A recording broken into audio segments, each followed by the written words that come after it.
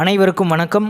7ஆம் வகுப்பு கணக்கு 3ஆம் பருவம் இயல் 2 சதவீதமும் தனிவட்டியும் பாடத்தலைப்பிலிருந்து எடுத்துக்காட்டு 10வது கணக்கிற்கான விடையினை இந்த வீடியோவில் பார்க்கலாம். Welcome to Mani math board.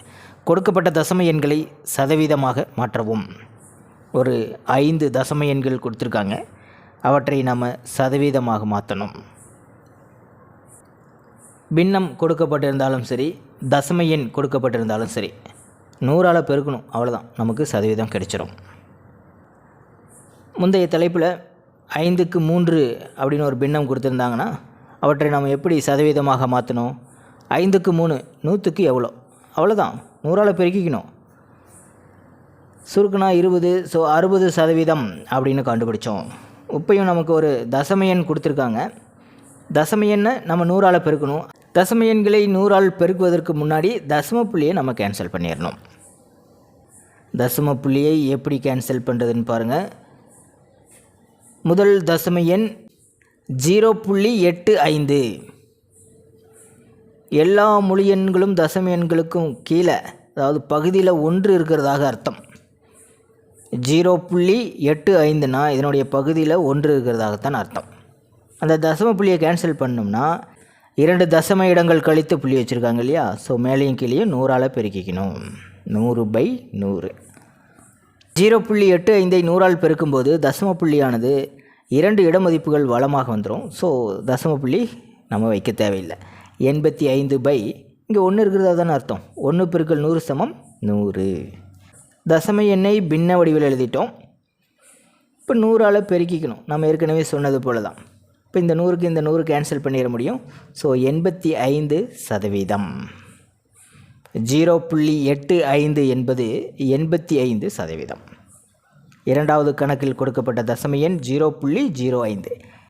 இதுவும் 2 இடமதிப்புகள் கழித்து தான் தசம புள்ளி வச்சுருக்காங்க. இப்போ இதையும் நம்ம என்ன பண்ணணும்? தொகுதி மற்றும் பகுதியை 100ஆல் பெருக்கிக்கணும்.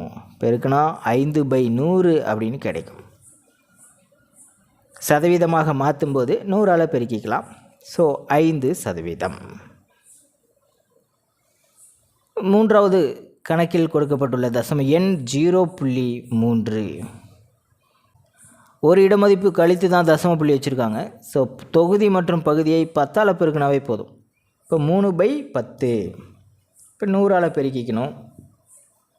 10ல் 100ல் எத்தனை 10 இருக்குது? 10 முறை இருக்குது. இப்போ 3 × 10 = 30%. நான்காவதாக கொடுக்கப்பட்டிருக்கும் தசம எண் 0.025. இப்போ 3 இடமதிப்புகள் கழித்து தசம புள்ளி வச்சுருக்காங்க. இப்போ தொகுதி மற்றும் பகுதியை 1000ஆல் பெருக்கணும். 2 இடமதிப்புகள் கழித்து புள்ளி வச்சுருந்தாங்கன்னா 100ஆல் பெருக்கணும். ஒரு இடமதிப்பு தள்ளி புள்ளி வச்சுருந்தாங்கன்னா 10ஆல் பெருக்கணும். 3 இடமதிப்புகள் கழித்து புள்ளி வச்சுருந்தாங்கன்னா 1000ஆல் பெருக்கணும்.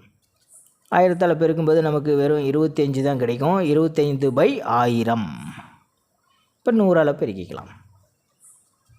இந்த 2 0க்கு இந்த 2 0 கேன்சல் ஆகிடும். ஸோ 25/10%. இன்னும் சுருக்கலாம். 5ஆல் சுருக்க முடியும். 5 5 25, 2 5 10.